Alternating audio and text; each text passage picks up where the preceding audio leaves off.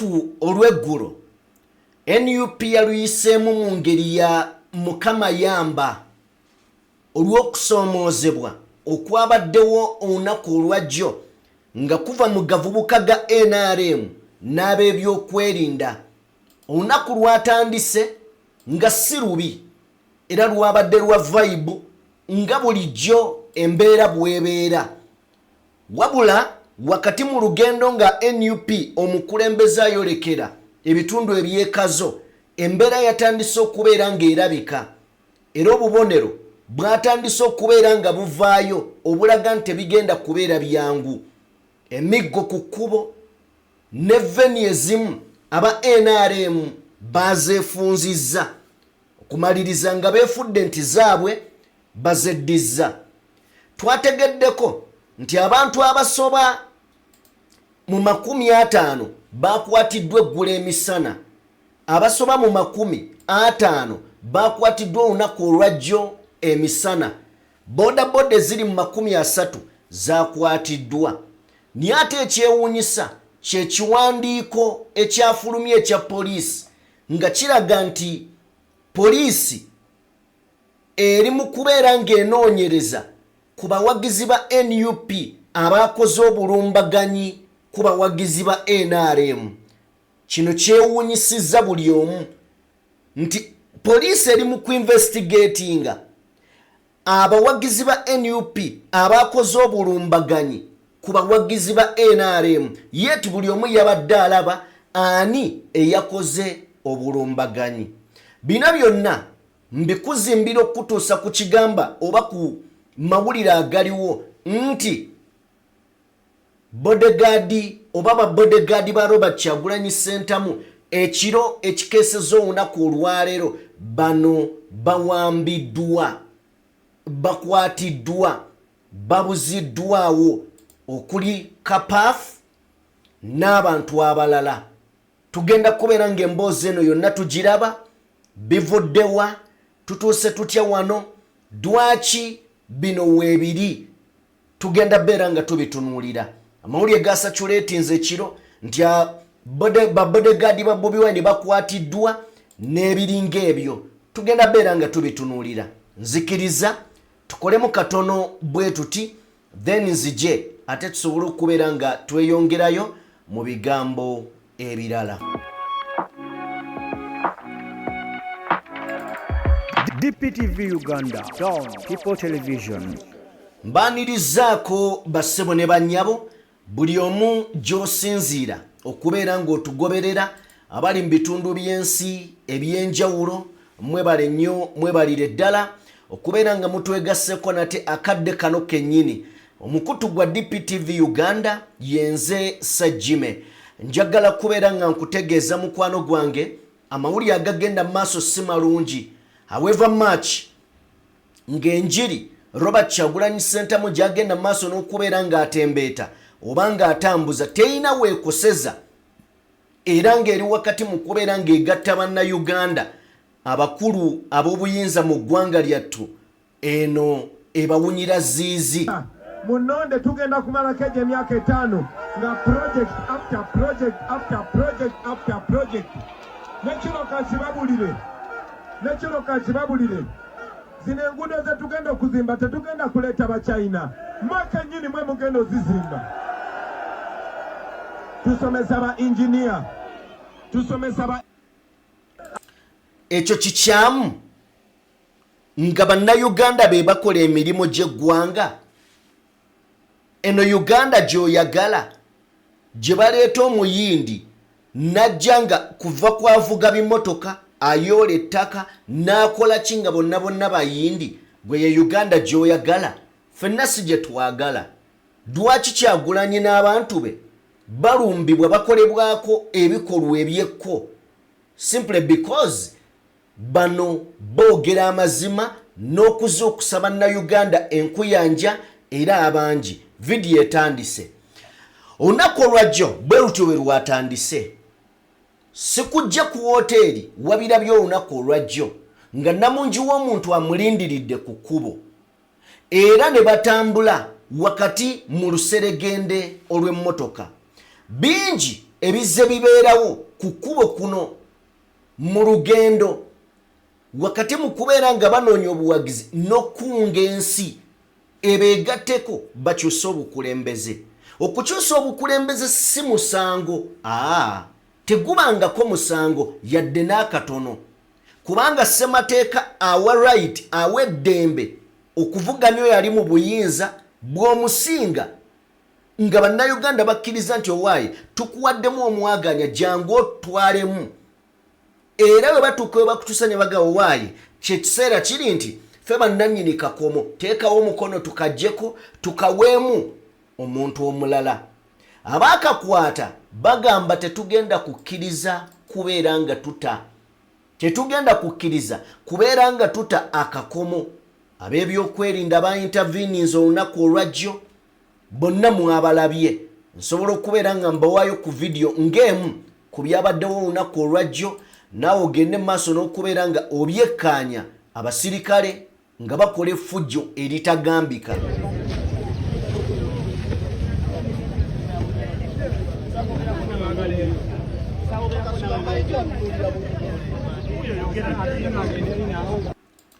Abo be basirikale olunaku olwajjo nsobola okubeera nga nkwongera katambi ng'owulira okulajana. Abasirikale beegase n'aba NRM okulaba nga bafutiza aba NUP. Abasirikale beno beekobanye n'abasajja ba NRM baagala kutuusa bulabe ku pulezidenti eno. Obalaba beekobanye wano baleesa aba NRM batukolako effujjo ene ebushere. Byonna byalabiddwa era twabikulaze olunaku olwajjo. Naye ate ekisinga okwewuunyisa ye ebbaluwa eno eyafulumye. Ebbaluwa eyafulumye ng'egamba etya? Police at Sanga Town Council in Kiruhura District are investigating. Nti police eyasanga mu Town Council ey'Kiruhura District eri mu kunoonyereza ku bawagizi ba NUP aba insultings aba NRM. Can you imagine? Nti ono bogas bamwogedde bwe bati ku miggo gye twalabye ng'abasajja bawuttula aba NUP emiggo novayo n'owandiika ekintu ekifaanana bwe kiti. Twalowoozezza nti oba oli awo yes bafulumiza statement, naye jjukira baagambye nti bavudde ne bamenya ne ba victim, ne mu be bamenyeddemu n'omusirikale omu ku abo abakuuma His Excellency Robert Kyagulanyi Ssentamu Electoral Commission be yabawa oba be yamuwa. Ne bagenda ne baneminga mayor, deputy mayor owa deputy mayor ow'ekitundu ekyo, naye y'omu ku abo. Naye jjukira boogedde kuba NUP, then ne tujja bakutte abantu 5 okusinziira ku mukulembeze byafulumizza. Abantu 5 bodaboda ziri 30 zakwatiddwa. Then ate mu kiro ne balyoka balumba. Omwami oyo gwolengera ku screen ye Kapafu, omu ku bakuumi b'omukulembeze. Bano oba ono y'omu ku bakwatiddwa. Bw'otunuulira wano Nuwa Mutwe yabadde akugamba I and my 3 colleagues, we have just survived an abduction from lodge where we had slept. Nagenda maaso n'okubanga agamba we pray for us. Ndozada agamba you pray for us, not yet safe. Tetuli safe. Bwe natunuulidde ebyo nazzeemu okulaba obubaka okuva ew'olujjuliro ng'agamba nti security alert, security operative balumbye lodge.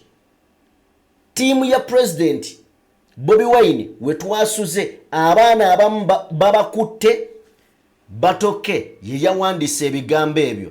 Then tuddamu ate okulaba eno eya Map Media nga tugamba breaking news, drone zitandise okuwamba abaana wano mu Mbarara. Waliwo bodyguard wa president gwe bawambye yabadde ayogera ku kapaafu then netujja ne tutunuulira Yugi ng'agamba nti naye atugamba ekintu kyekimu nti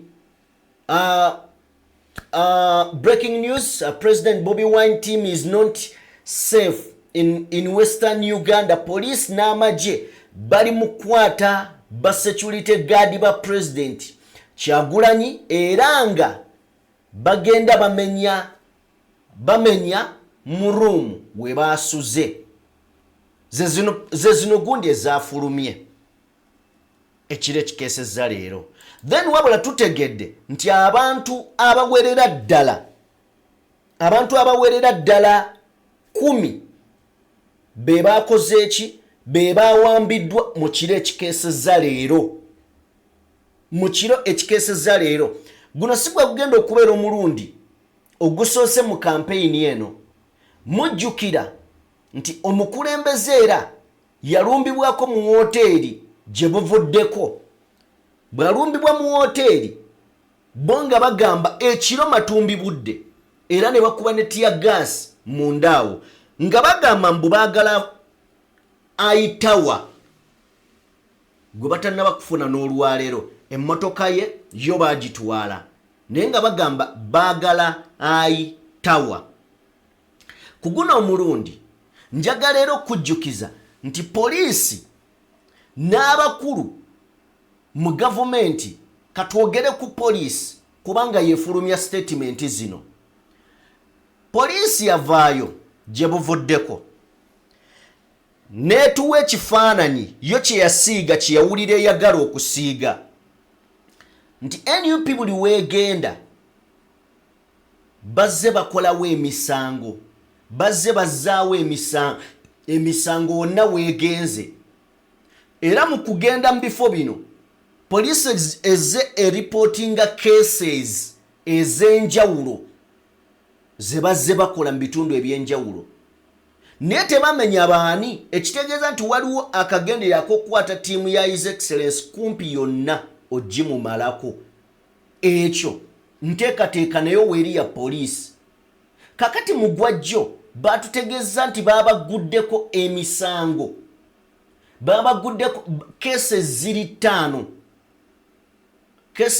5 ze baguddewo mbwa abaana ba NUP ze baakoze olunaku olwajjo lwokka emisango 5 gye baabaguddeko 5 gye baabaguddeko. Naye njagala okubuuza di poliisi yo lwemanya nti ekola ensobi era ab'ebyokwerinda bo bamanya ddi nti wano twayise we tuyina okukoma wano twabadde tetulina kutuukawo okugeza president ng'ava mu bitundu eby'essembabule bagezaako okwagala okubeera nga bamuwamba kyenyinza okukozesa naye drone zino ne zikola omulimu ogw'amaanyi oprotectinga mukama waabwe. Simanyi katambi kano nakakuzanyiddeko naye kankakuddiremuko omulundi gumu owulire era weebuuze baali baagala ki. Ekiri emabega wano bannange omusajja mukiibi abadde atukozesezza ali mu kufuba kulaba nti abadde asalako emmotoka zino zonna asigaze pulezidenti eyo nga bwe mulaba kati abaana kati n'abaana nabo basazeewo bavuga baabo babiri temuvaako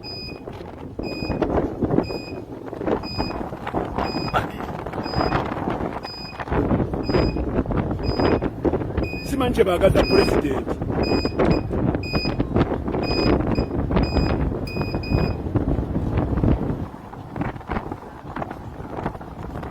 Motoka 2 ezamukiibi ekyo kyekyaliwo kitegeeza singa emmotoka ezo tezaakola mulimu ogwo ogw'okuggala ekkubo ne batabaganya kuyitawo waliwo ekyandibaddewo. Ffenna tumanyi nti tageti esobola okubeera nga yeKyagulanyi naye ye ng'omuntu bamutya kati wasala basooke bamutooleko ttiimu asigale yekka. Bw'obanga ovudde kwako akatambi waliwo n'ebiri mu kukolebwa nga byo bw'obiraba n'obitunuulira byo biri mu kukolebwa mu ngeri ya kukakkanya n'okulaga nti tekisoboka. Olunaku olwajjo olunaku olw'eggulo Anita Among yavuddeyo n'alaga Asiyo n'amutwala ewa Mwami Museveni n'agamba ono NUP gwe yali ensimbyeko, era n'alabye Mwami Museveni ng'ayogera ebimu ku bigambo Mwami Museveni bye yayogedde olunaku olwajjo. In fact yagambye nti NUP esaanidde emanye abantu baayo ebyo ebyekisirusiru ebyekigwagwa byekola bigambo byavudde mu Mwami Museveni, ebyo ebyekisirusiru n'ebyekigwagwa byekola. Owulira nga n'olulimi olukozesebwa oba oliawo si lwe lulungi. Ne tukimanyi nti emirundi mingi NRM ezeegula abantu. Bino mubiwulidde babbalamu bazze babikola nga basuubula abantu. Ate nga ne Speaker Anita Among tukkirize gino gye gimu ku mirimu ye kennyini yavaayo ne yeeyogerera n'agamba atya. N'agamba nti ndeese abantu mu NRM ba MP abawere 10. Kitegeeza musuubuzi w'aba opposition ng'abayingiza ki NRM okubeera ng'olunaku olwajjo yalabiseeko ne Asiyo. Ekyo tekitegeeza nti b'amaanyi. Ekikola omuntu ow'amaanyi yandibadde kujja kuvuganya n'owangula omuntu. Okuyitawo an opposite tekitegeeza maanyi, kitegeeza bunafu nti tolina kyokoze wabula otaddewo amaanyi kuba ogalina aga state ne wezza ekifo. Kakati tulina obubaka bwa Dr. Daniel Kawuma bwe nandyagadde obuwulireko ng'akunnyonnyola. Tusooke tufune obubaka bwa Dr. Daniel Kawuma then nzije nkuwe oli awo ebirala ebisingako awo.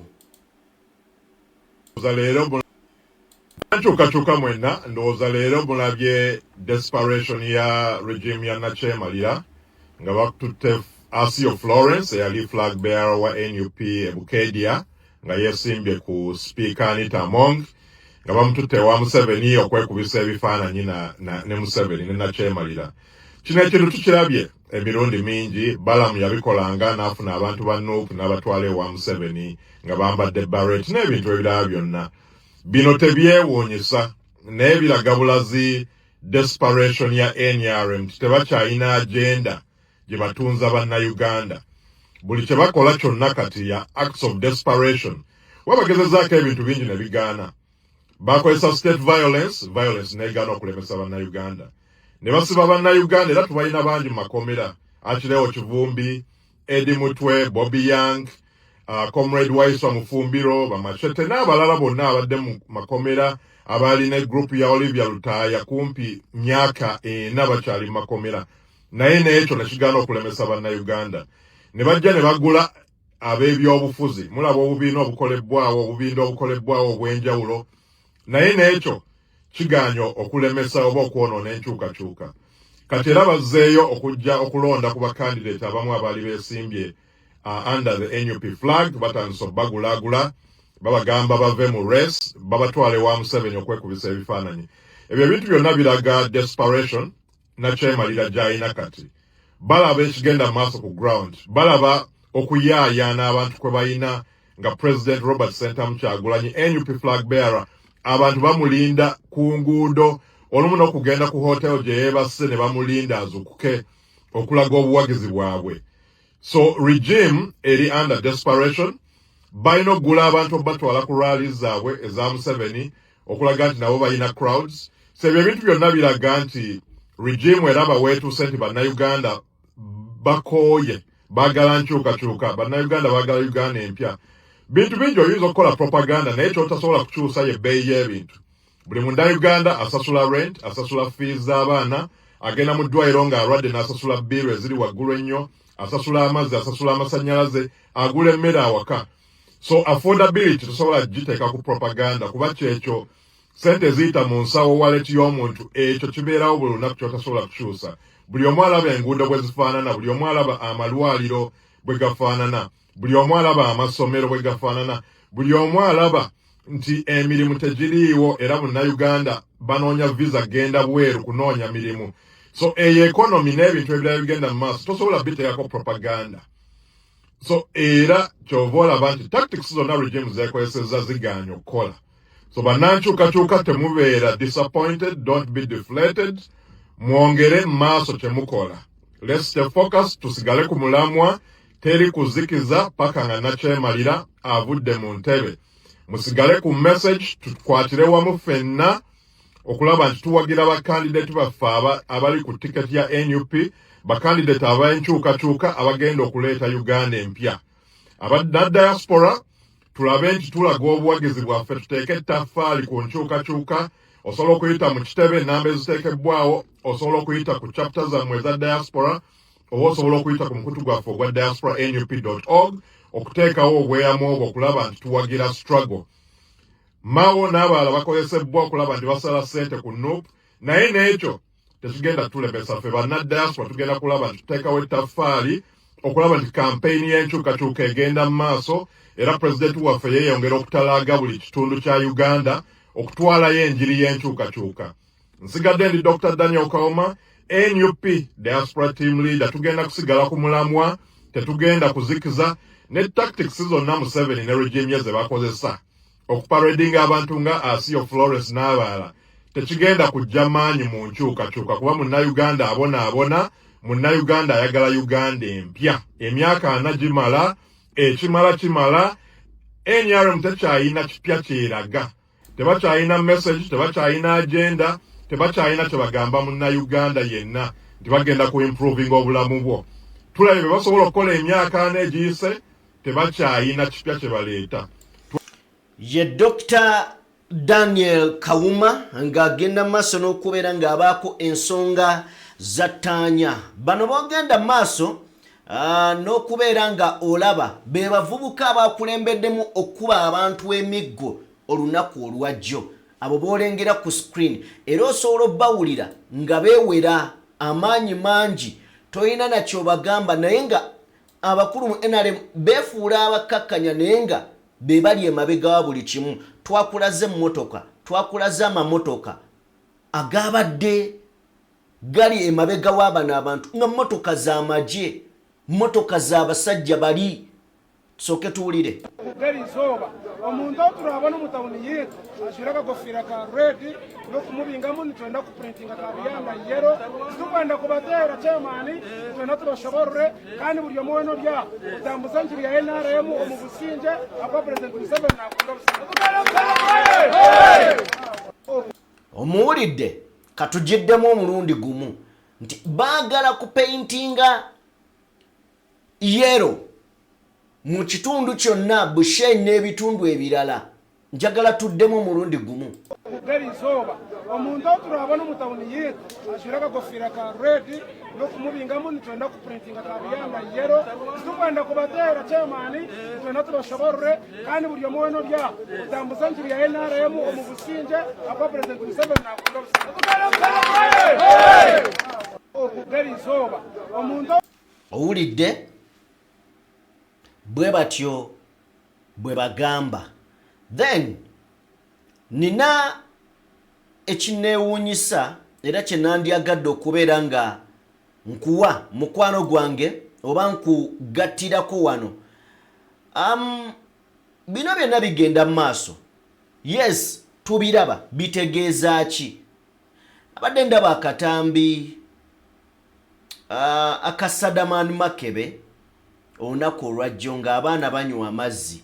Njagala nkuwe katambi kano then nkomewo. Njagala okekkaanye eno ye Uganda gye tulimu, abantu abamu gye beeyagaliramu era ng'akulaga toteekeddwa yadde okwogera ku ebyo ebiruma omuntu wa bulijjo. Tulaba akatambi kano then nkomewo. Yes, alright, nfunye kamera nnya lwansonga njagala pine netambula nnyo n'okusinga epapo y'amafuta. Njoga ku mazzi gano abantu ge banywa, gano ge mazzi ensi genywa gano nga bw'ogalaba Simon TV. Nsaba buli kamera ogitunuulize njagala otambuza video after 40 years. Gano amazzi wona ebigere bye nti ebitambula bulijjo mbiwulira mu ŋŋambo nga mwaya kale boogera mu boogezi. wone wali abantu nga banywa n'amazzi n'entegano ge mazzi ge banywa tolowooza mu nnyimba buli bana mbasanzu uli akasere kata mu kacupa uyo bana tetubalagira gali nomo kubba okuganywa after 40 years bano batubeerya tonde gaga tali muganywa bana tetuwakaba kake ono mana tetuleseewo muleete. You can imagine omuntu okwata aga amazzi n'aganywa nga ogamba nti situation eri nomo. Tunuulira awente we zinywa naye abatufuga n'ente zaabwe tebasobola zikkiriza kunywa gano. Abatufuga n'ente zaabwe tebasobola zikkiriza kunywa gano.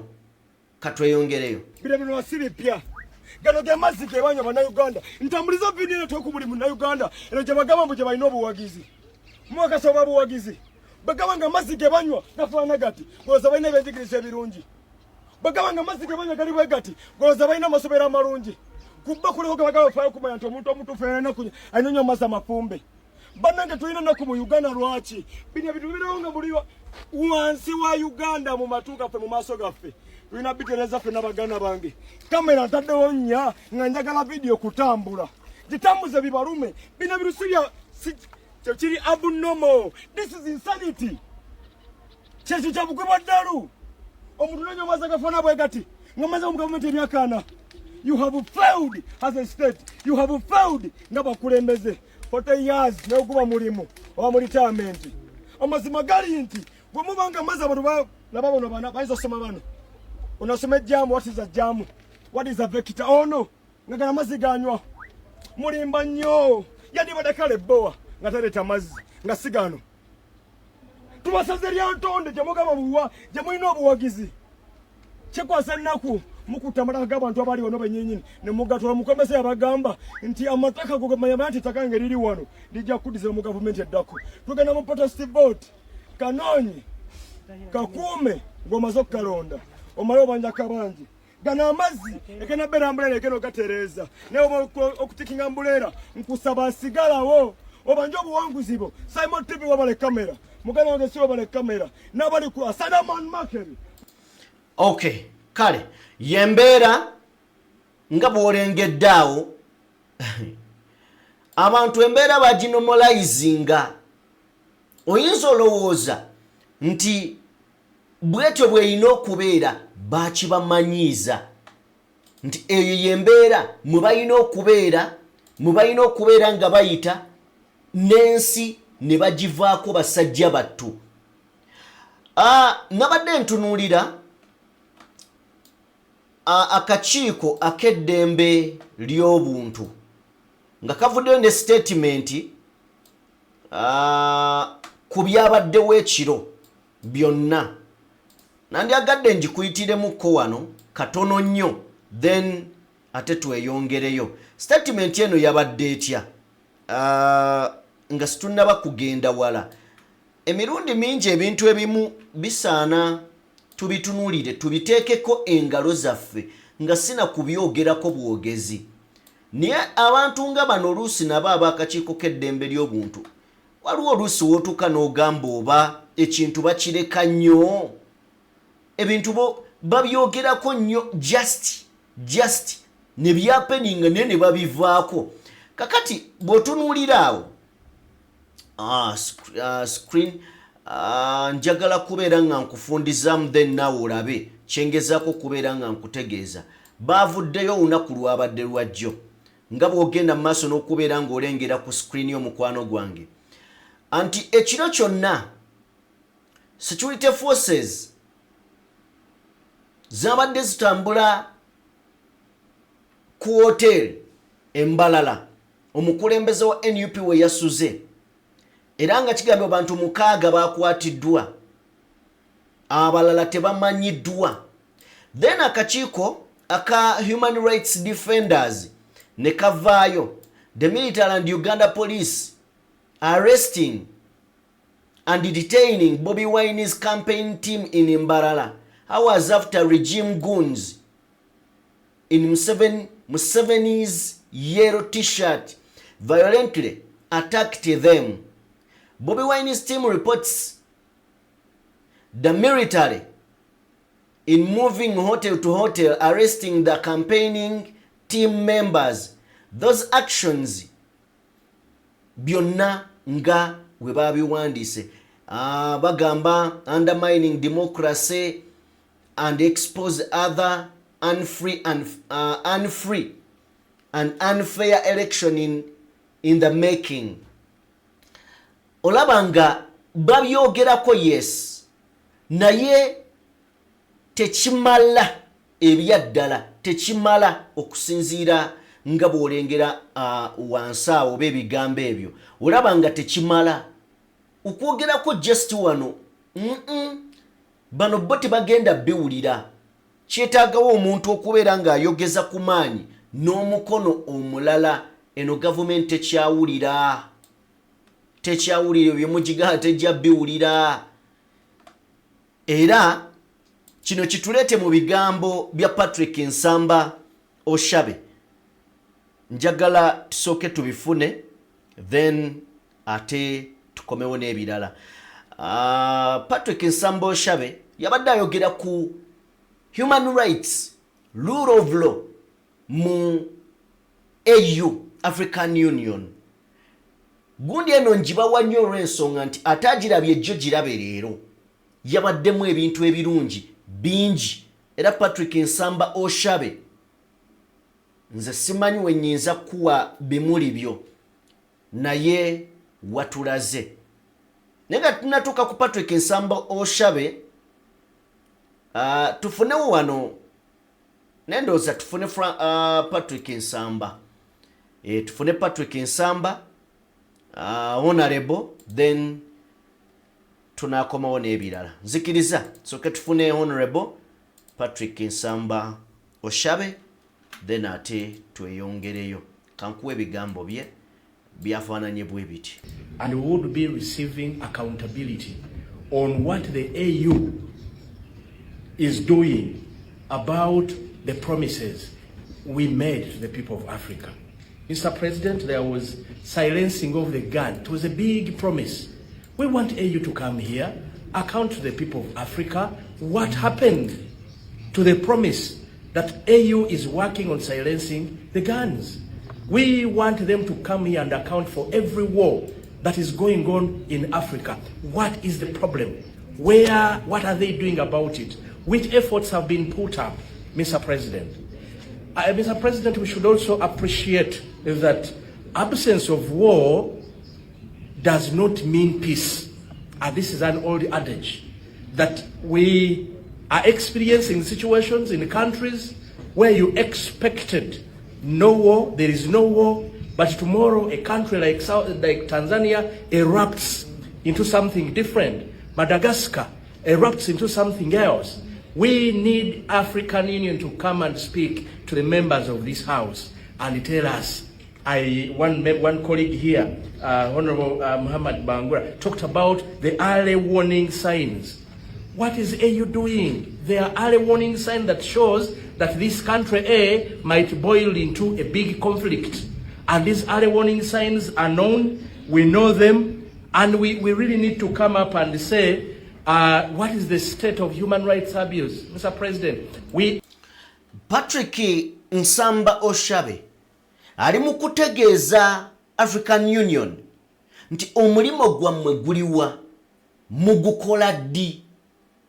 Amawanga nga gakurapusinga, eddembe ly'obuntu nga lirinnyirirwa, obubonero weebuli obulabika tuzze tubulaba mu mawanga agazze gakurapusinga, ne mu mawanga amalala tubulaba.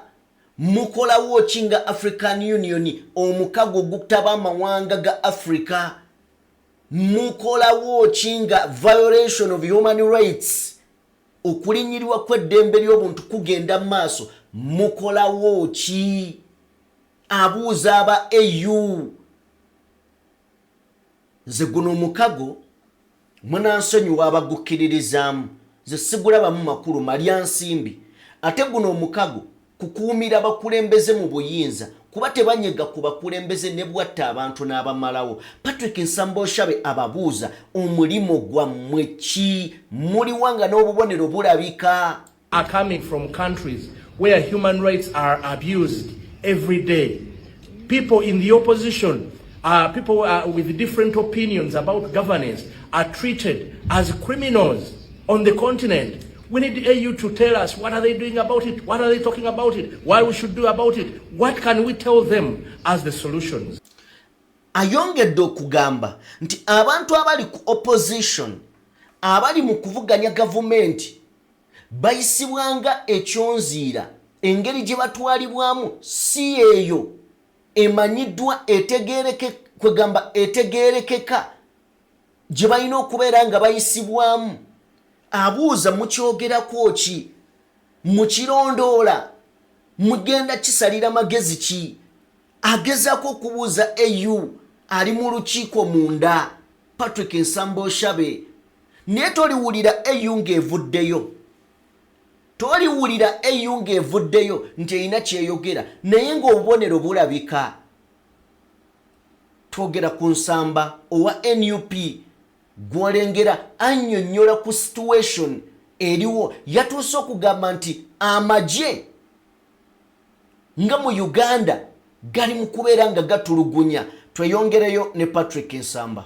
So that we create a synergy that probably can yield into something to the people of Africa. Mr. President, every day we are witnessing a sham election on the continent. Can't this be avoided? Can we really continue to be here when every other day the people of Africa are erupting because of a sham election and elections are still going on?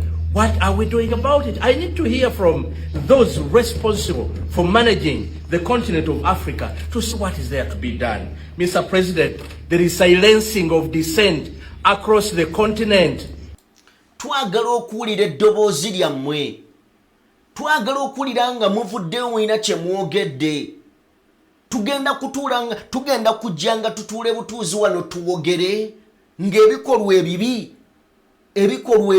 ebitali birungi bigenda mu maaso mu mawanga, ffe twogerenga ku byogezi. Abuuza abakulu mu AU, naye wallahi abo tebasobola kuvaamu yadde ekigambo. Everywhere you go, it's as if the governments in Africa were told that the job you're supposed to do is not to build a country, that your job is to keep yourself in power.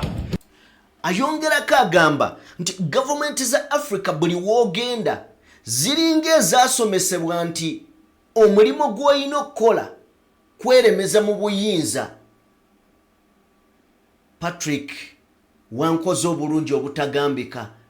Agamba nti buli ggwanga lyoyingiramu mu Africa liringa lye baasomesa obusomesa nti muyina kwenywereza mu buyinza, so si kuleka balala kubeera nga nabo bagenda mu maaso n'obuweereza. So every leader is working on ensuring that they are silencing the dissent. That is very unfortunate. Buli mukulembeze alwana era ali mukola kulaba nga asirisa abo abayinza okumugambako n'abo abayinza okubeera nga baagala okumujja mu buyinza oba ocriticizing ebyo byakola. And we really need to be honest as we talk about these matters. Mr. President, there is a talk about the Gen Zs of the continent, but the young people on this continent, they have nowhere to appeal to. They are jobless. There are no jobs for them. The governments are embedded in stealing the little finances. There is a lot of corruption on the continent. These are the signs that build and boils into what is going on. The Gen Z is coming up to say enough is enough. Raising ensonga y'aba Gen Zs okwetoloola ensi, particularly wano mu Africa, ng'agamba nti ba Gen Zs bano ebimu ku bibaleetedde okubeera nga mubalaba n'embeera gye beeyisaamu y'enguzi, obubbi, obutaba na mirimu, nga gavumenti zo zisazeewo okubeera nga zeeremeza mu buyinza n'okubeera nga tezibafuddeeko. Kyemuva mulaba nga zongedde okubeera nga zikola n'okwagala okubeera nga zeerwanako okwetoloola eggwanga. Agamba tunaatuula butuuzi wano tutunule butunuzi tujje tuwogere nga ebikyamu bigenda mu maaso. Mr. President, across the continent, governments are using state institutions that would have protected the people against the people. kino kikulu nnyo. Agamba nti okwetoloola continent ayogera ku yaffe Africa, government ziri mu kukozesa state resource okubeera nga zinyigiriza abantu. Kino of course tukirabyeko wano mu Uganda. Kino kyo tukirabye mu Uganda kya bulijjo. Bino tubirabye osobola okulaba Anita Among. Osobola okugenda mu maaso n'okuba ng'olaba engeri Mwami Museveni gy'atambuzamu ebyobufuzi bye. Magye, bani, kugamba obiraba, dera abaana ba NUP abawerya ddala bakwatiddwa. Abali eyo mu 10 ekiro ekikeeseza olunaku olwaleero nga babajja mu mahooteeri. Patrick Nsamba byagezako kubeera nga nnyonnyola. The armies are used, Mr. President, against the people, yet the army is supposed to protect the people of that nation. We must be honest to ourselves and we must talk about this. And we say, if you have a state institution like parliament of a country, why would it be used to create laws that protect one government instead of duly coming up with laws that help the nation to grow? Absolutely. Agamba nti bwe mubanga mwina institution nga parliament, dwaki tekozesebwa mu bulungi? Dwaki ekozesebwa kubeera nga ekola mateeka ago aganyigiriza abantu n'okubeera nga gawa state omwagaanyi okukola byewulira eyagala? Kino kye kiri mu Uganda. Okuggyako ng'oli muzibe wazze jjo. Parliament ya Uganda bwe bakubuuza gwe munna-Uganda kiki kyekola ekikugasa? Nothing. Tewali. Bakola ki? Bali mu kulya mu simbi eyo.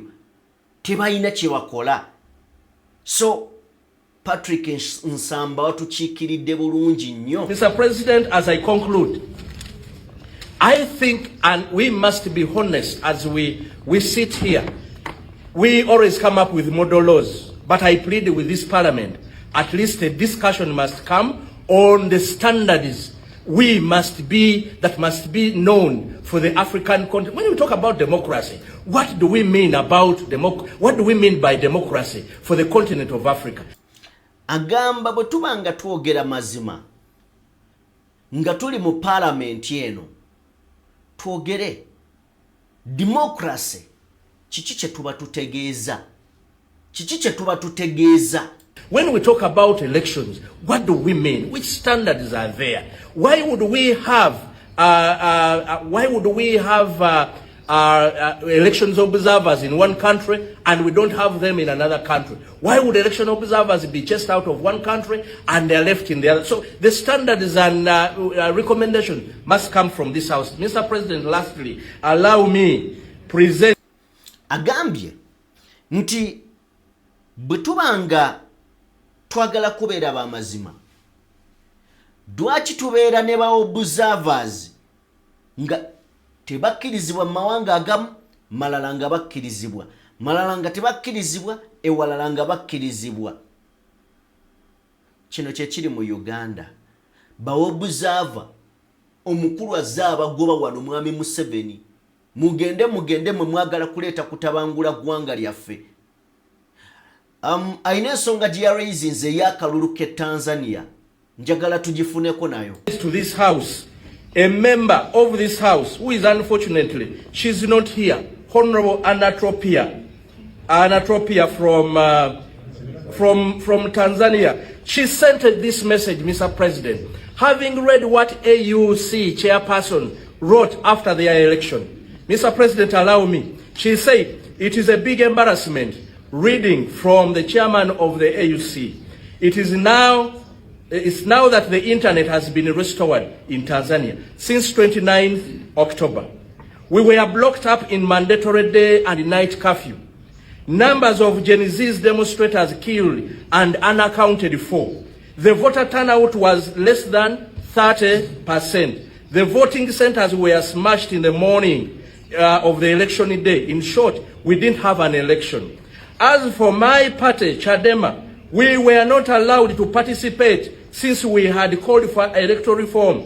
The current one favors the ruling party, whereby the president appoints everybody. One among the members of the commission served as CCM party strategists.